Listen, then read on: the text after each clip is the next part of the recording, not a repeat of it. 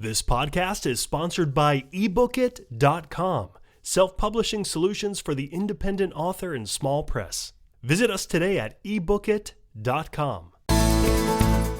Welcome to the Toastmasters Podcast, the official podcast of Toastmasters International. Hello, everybody. This is Greg Gazin. And I'm Ryan Levesque. Ryan, no matter how prepared we are, regardless of what we're doing, whether we're on stage or otherwise, something unexpected is bound to happen.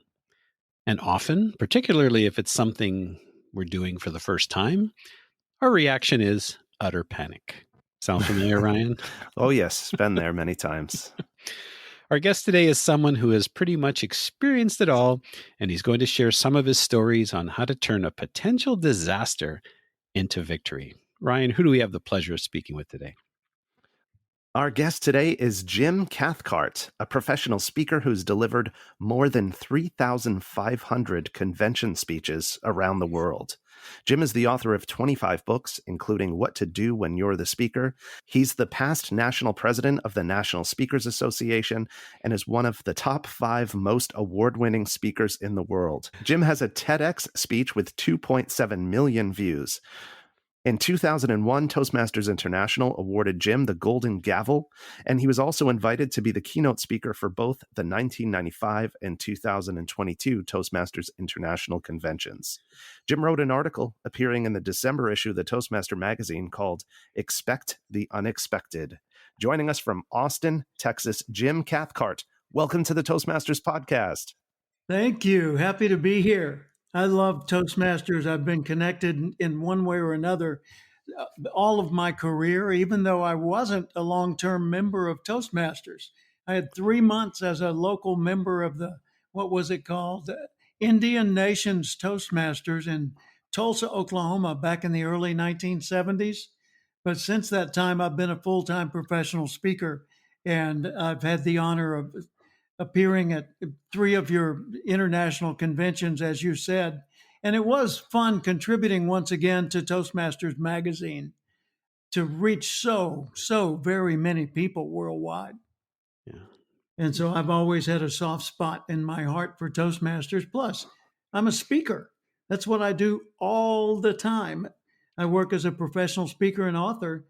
And so fellow speakers, Toastmasters, that's my crew. That's my family. Awesome. And we're going to be the beneficiaries, the recipients of some of that wisdom and knowledge that you've accumulated over the years. So let's get into some of these unexpected scenarios. I'd love to give our listeners, Jim, a sense of the types of scenarios that you share in your article. Could you maybe paint the picture for us and set the stage, no pun intended, set up for us one of these unexpected scenarios where your presentation was dancing on the brink of disaster? Well, there have been so many of them, I could keep you here all day. I'll try to be concise. Let's assume that you've prepared enormously. You are absolutely, as we say, loaded for bear. You're ready for whatever the world's going to throw at you. You have practiced this speech in your mind. You've rehearsed it out loud. You've got all your notes together. You've put together any audio visuals perfectly, and you've checked out the meeting room in advance. You've communicated with the person in charge of the meeting. You got a sense of the audience. You read up on their website. I mean, you are totally ready. Put me in, coach, right? I'm ready for this game. And you get to the meeting and you encounter what I did once. I was in Lake Lanier, Georgia, at a conference center, had a group of about 100 people in a meeting room at a company convention. And this was just a week or two after the tragedies of September 11th, 2001. When the World Trade Towers, among other things, were attacked. And so everyone was on edge at that time, nationwide. All the travel agencies were, of course, and anyone going to a meeting was hyper alert. So in the middle of my speech, which was going beautifully, all of a sudden the power went out and the room went completely dark. Oh, boy. Now, none of my preparation enabled me to handle that situation well. I had to draw on some new skills from somewhere. And I just thought, okay, don't think about me, think about them. What are they experiencing? They're experiencing fear, potential panic, and certainly we're confused. What's the problem? Problem obviously is we're in the dark. And it was daytime, thank heavens. So I said, would someone, I still had microphone power. And I said, would someone please go to the back of the room and open the drapes? And so someone did. And sure enough, we got some light into the room. But my slides would no longer work. So audio visual was out, and the microphone was not strong enough to really command the room. So I stepped down off the stage, set my slide advancer remote down on the lectern, and walked into the audience and stood in the middle of the group. Uh-huh. And I said, would someone please volunteer to go see what the problem is? And a guy raised his hand, and I said, okay, we'll wait to hear from you. In the meantime, I'm going to continue my presentation. And I continued my presentation in the round from the middle of the room without audio visuals. The guy came back and said, it's just a power problem. There's nothing else going on. And everybody breathed a collective sigh of relief. And we went on with the meeting. But had I tried any other tactics, I think I would have failed miserably and potentially caused a panic. Yeah, I can see that. Man, you're bringing me back to the experience of reading your article where I read the setup and the scenario and think, oh my goodness, what would I do in that situation? So Can I throw another one in? Yeah, please do. Because I'm like a popcorn machine when it comes to stories. So, somebody stop me.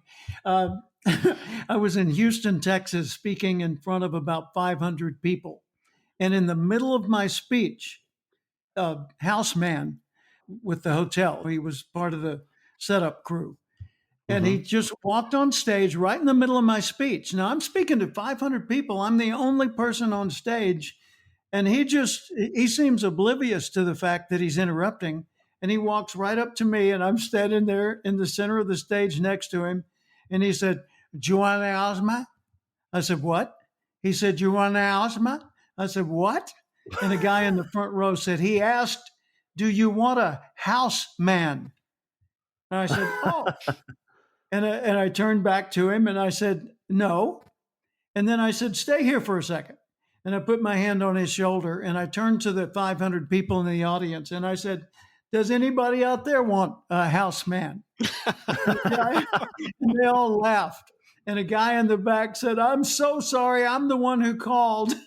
Needed help with something. And the guy, instead of coming to the room and talking to him, walked right up on stage in the middle of everything. But we got a laugh out of it, had a good time. And I told the guy, "See that man in the back? He's the one you want to talk to." He said, "Okay." I said, "Thank you." And we all gave him a round of applause as he walked off stage. So, didn't humiliate him, didn't really interrupt my connection with the audience, and had a little fun with it. I'm just wondering, Jim, again, I'm amazed at as to the number of stories that you have, how you can just pick them out of the air, the ones you want to use, which popcorn kernel to pop. But you've experienced all of these. I'm just curious, do you still get any of those oh no moments where perhaps you're not sure how to handle it or what to do? Or do you think you've pretty much covered it? I'm pretty sure that there are a lot of them waiting for me that I haven't figured out how to deal with yet. But the thing that has helped me in situations like that is I don't think from my point of view, I think from the audience point of view. For example, one night, I don't remember where it was, seems like it was Ohio, a man in the audience had a seizure, some kind of a medical emergency. A man in the audience waved his hand to me. And so I stopped my speech and I said, "Yes, question or comment?" He said, "We have a medical emergency. Is there a doctor in the house?" And of course, he didn't have a microphone. I did. I was the one who could make a difference quickly. And I said, "Folks, we've got a guy over here who's having a medical emergency. Uh, is there anyone here who's a paramedic or a doctor? Good. Would you please go over there and would everyone else please stay seated and stay out of the way while they handle this? Now, what I was talking about a moment ago, if you will take a moment and write that down, you can be working on that while they work out the issues and help this man. And so that went on for a moment and it seemed like it was going to go longer. And I said, looks like it's going to take longer to resolve this. So let's take a 10-minute break and go out in the hallway and then let them resolve the issues and then we'll get back together. And so they did. But that's the sort of thing, you never know when it's coming or where it's coming from. Or you might have a piece of equipment that falls over backstage, or a bird runs into a window and breaks it or something. There's so many bizarre things. You just have to be quick about shifting your perspective onto your audience and thinking about their reaction. I had one time where, and here I go again, but I had one where they came into the room at the beginning of my speech and said, Jim, excuse me, I need the microphone. I said, okay. So I paused. Now, I hadn't been speaking 10 minutes. I'm just beginning to lay out the relationship with the audience for a full 1 hour speech and get into some of the details. So I handed him the microphone. And he said, ladies and gentlemen, I'm so sorry to tell you this, but our chairman, the founder of our company, just passed away. He said he was at home with his family and, we knew he had had some problems, but we didn't expect him to be on the edge of passing away. And sure enough, this morning he expired just like 1 hour ago. And I knew you'd want to know right away. So there's, nothing to do at this time, but I wanted you to know. Thanks. Jim, here's your microphone back. I didn't want the microphone back. The last thing I wanted was to be back in the spotlight again. So I thought, oh, Lord, what do I do? And then I said, ladies and gentlemen, I'm sure many of you, because of the relationship you had with this beloved man, are feeling deep sorrow or concerns right now.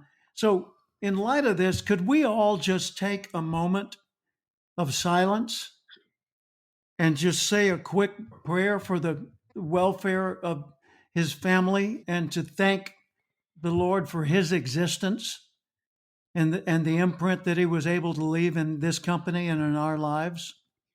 So, moment of silence, please. And then we were all quiet. Wow. And I waited until it seemed like they were starting to get restless, which would indicate they were done. And I said, thank you for that. And then I physically moved to a different position in front of the room to sort of mark a change from what had been going on to what was going next. And then I said, the thing I was talking about earlier that stands out the most is this. And then I stated whatever that was. I don't recall it at this time. And then went immediately into a story to illustrate my point, so that I pulled their mind, their consciousness into a different place from where they had been a few minutes before. Yeah. Wow. This is just fascinating. Going back a couple of stories ago, I felt that there was an ongoing message or a theme that you were sharing when you talked about shifting perspective. And it was reminding me of my early days in Toastmasters, when I had this horrible fear. I had these horrible butterflies. And one of the things that was shared with me was that if I shifted my perspective to the other party, then those butterflies would transfer. And the example that I like to share when I'm telling a story is that most people hate doing cold calling. Of course, this is not a good example for salespeople, but a lot of people hate doing cold calling. But if you shift the perspective and say, well, if you can make a phone call, it can make the difference between somebody having food and shelter, again, where we're talking about the big fires that were happening, and being outside and starving for the evening, do you think you could find that energy and be like Nike and just do it? It's amazing how that just always has stuck with me. And so talking about shifting the perspective, it makes sense in terms of taking your dilemma and almost finding a solution. That's excellent, Greg. Yes. One of the things that I say in my book, What to Do When You're the Speaker, is there is no such thing as a fear of public speaking. Now that meets with sometimes outrage. People say that's absurd. Of course there is a fear. I have it myself. I've been petrified. I've seen people. Jim, I know people that died in front of a group because they had to give us, and they go on about it. And I say, no, every one of us speaks in public throughout our life. If you're on the playground with the other kids and you say, hey, come here, look, you got to see this. There's a parade going by. That's public speaking, because you're talking to the group. If you say to the family, wait till I tell you what we did at Disneyland this weekend, that's public speaking. If you say, excuse me, does anyone here know where the restrooms are? That's public speaking. We're not afraid of public speaking. We're afraid of being judged. So everybody can speak in public with no problem at all. But when they feel like the other people are looking at them and thinking, okay, let's see if you're any good or not, then all of a sudden the nervousness comes in. And you know why? Because you're not thinking about them. You're not thinking about your message. You're thinking about you. And that's exactly what you did, Greg. You shifted perspective away from you to the needs of the other person. So what's the key to overcoming fear in public speaking? It's to focus on the value of your message to your audience and to focus on how you get it to them instead of who you are and how you're delivering it. Yeah. Wow. And doing that takes the fear away because it has no place to live. There's nothing to be fearful about. Are you afraid to speak? No, I'm not. Or, okay, wait a minute. I'm going to get together a crowd. Now, are you afraid to speak? Me?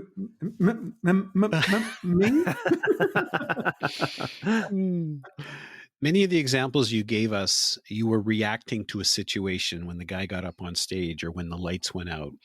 Now, astronauts, if I've read this correctly, they go through 2 years of rigorous training to try to work through every possible conceivable scenario up in space, because when you're up there, there's no do-overs.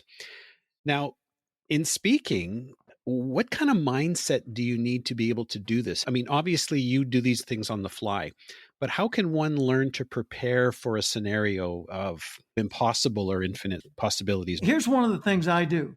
I arrive early for every presentation, period, every presentation, as early as is practical. And I immediately go to the venue where the presentation is going to happen.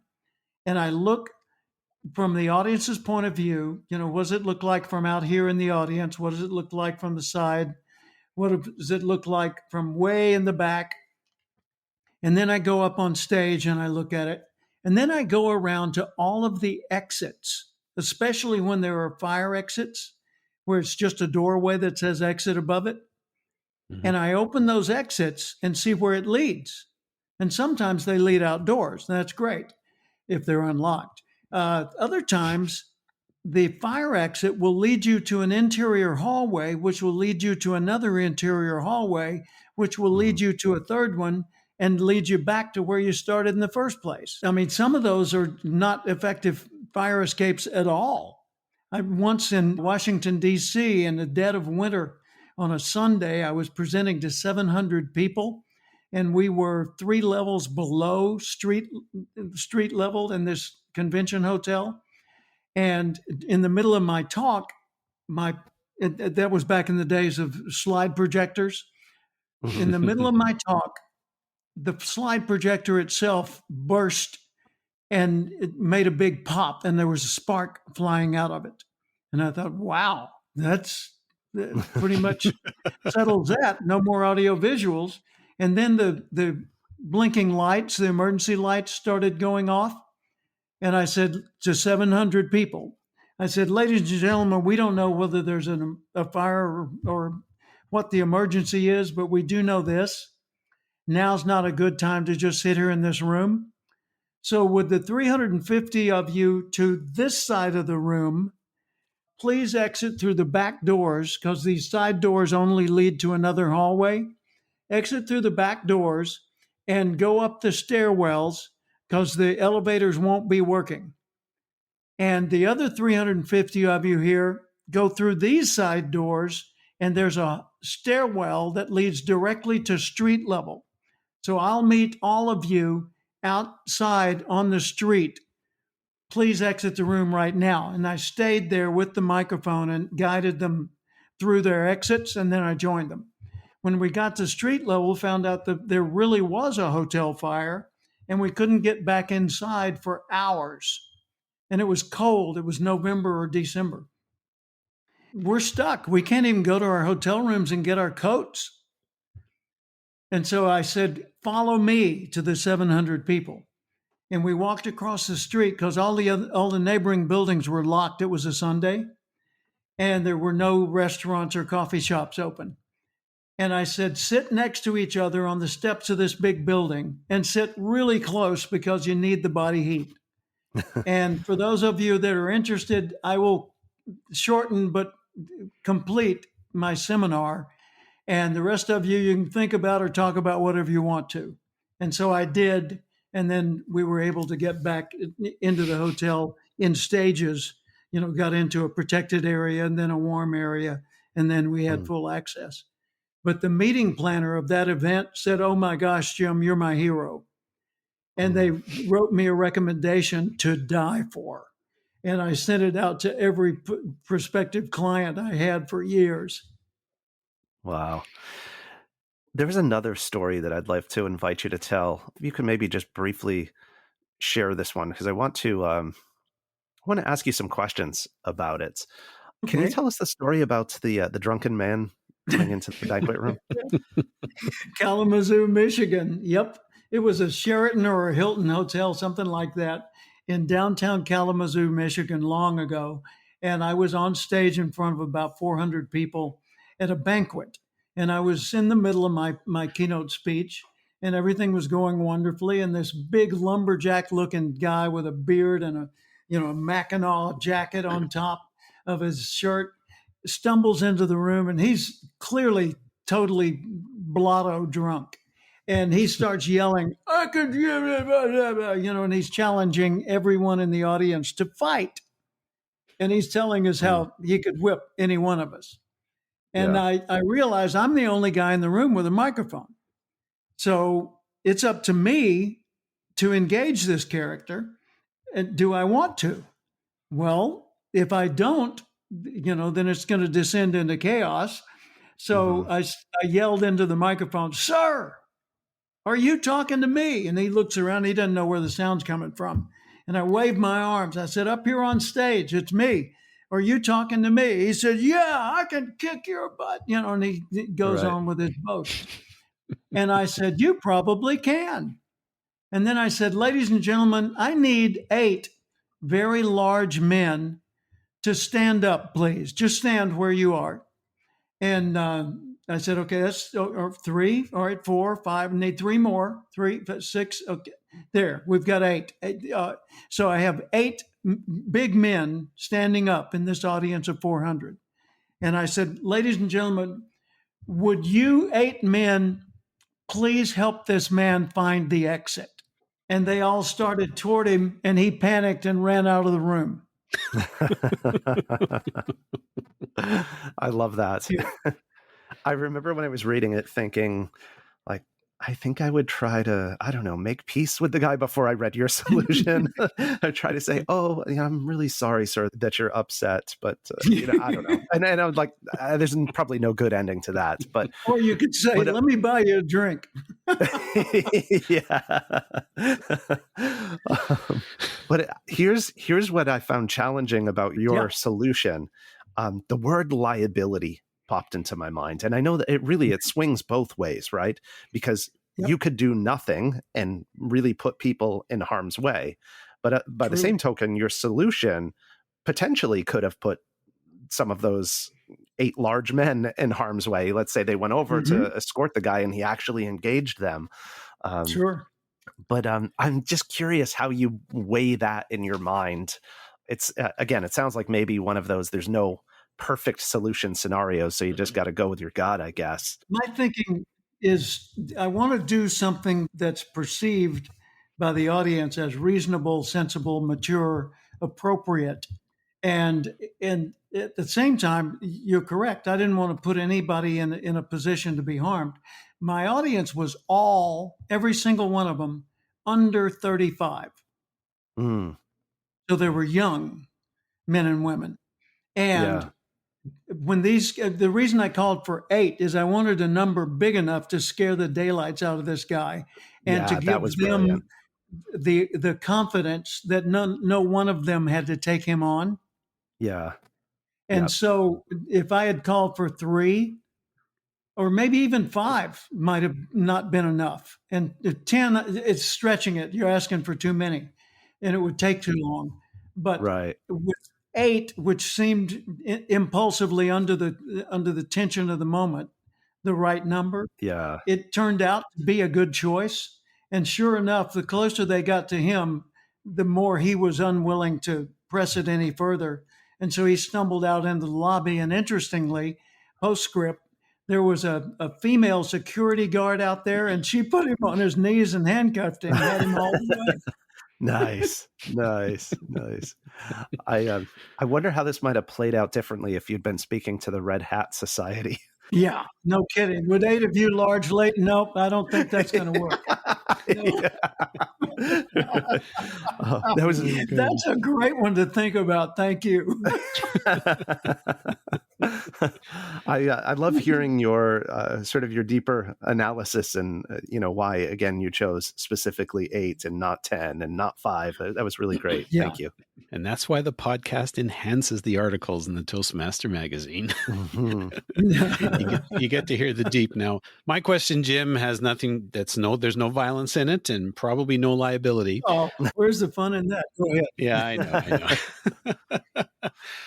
Well, we can agree there's nothing like starting off on the wrong foot, even if it's not yours. Now, this question is not directly covered in the article, but it's relevant to the conversation. In your latest book, What to Do When You're the Speaker, there's a chapter on recovering from bad introductions. And in there, you talk with things ranging from flawed program bios to, let's call it, slightly overzealous MCs. Could you please share a story or two or a couple of tips? Greg, are you asking this question based on my flubbed introduction of Jim today? No. Well, there's a couple that come to mind. One was an introduction where a guy in Nebraska got up and read a bio of another person with my same name, Jim Cathcart.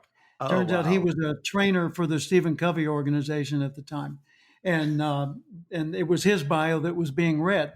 Now, the reason he was reading the wrong bio is the Speakers Bureau, who had scheduled me for that event, had sent the wrong bio. And they evidently had this other guy in their files as well as me. Well, usually I'm the only Jim Cathcart around. But it turns out there are 2 of us in the field of training and development overall. So this bureau agent sent the wrong bio. And I hadn't thought to check ahead of time because I always send a copy of my bio to the meeting chairman separate from whatever the bureau does. And I carry an extra one in my coat pocket. And it's at the meeting. And I ask them, do you need an extra copy of my bio? A lot of times they'll say, oh, thank you so much. You saved me. I left it up in my hotel room on the 33rd floor in the neighboring building. So even though you send it in advance, a lot of times it never makes its way to the meeting room. So if I've got one on me, I can just hand it to the person. But this guy, unhappily, had gotten up not only with the wrong one, but read it aloud. And I looked in their handouts, and in their handouts, they had reprinted the wrong bio too. Even had the other guy's picture in there. And so he finishes his intro, let's welcome Jim Cathcart. So I bound up onto the stage and I shook the guy's hand and I said, thank you for that. And I turned to the audience and I said, would you please open your handouts to page 3 to the bio for Jim Cathcart? And they looked down at it and they looked back up at me and I said, quite obviously, that's not me. So please take your pen or pencil and mark a big X through that bio. I said, now, here's the thing. The Speakers Bureau sent that. So it's easy for me to throw this off on the Speakers Bureau. Well, I don't want to do that because I want a continuing relationship with the Speakers Bureau and I don't want to embarrass the guy before me. So here's what I did. I said, there's a speaker with the same name, Jim Cathcart, who's a trainer for another organization. And one of my staff members was probably playing a practical joke on me and sent his bio instead. So let me tell you who I really am and why I'm here today. And then I launched into my talk and everything went fine. Saving face is part of the communication stream. That's great. And that's the thing. The people that worry about themselves, they're trying to save their face. Your face doesn't matter. You're a vehicle for the audience. It's their saving face that you want to focus on. Folks, if you've had as much fun today as Ryan and I and Jim obviously has had, I encourage you all to tune into the Toastmasters podcast, share it with your family and friends and fellow Toastmasters. You can find the Toastmasters podcast at toastmasterspodcast.com, toastmasters.org, Google, Apple, Spotify, and pretty much anywhere you find your podcasts. Ryan? Jim, your experience, your flight time on all of these stages across the world, I think that's the only way that you can come up with this number of stories and this versatility to just respond in the moment. But I would love to invite you, Jim, to share where listeners can find out more about you, fly into your orbit in the online world. And I know you have a special offer, a really cool offer for our listeners as well. So I'll invite you to share that, please. Thank you. I appreciate that, Ryan.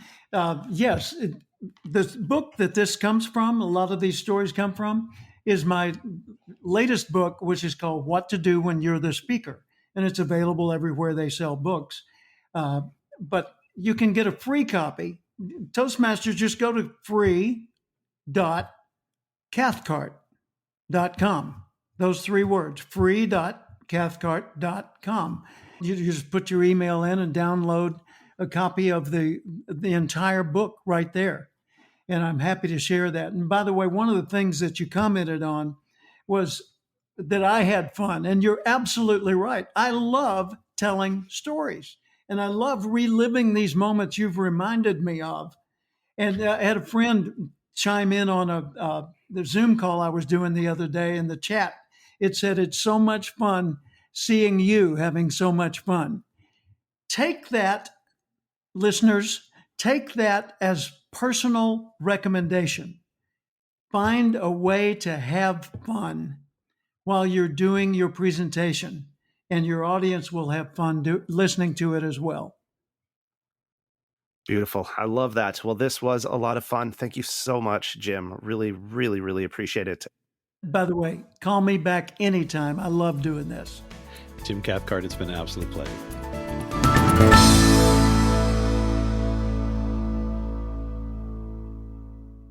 Ever imagined a book written just for you?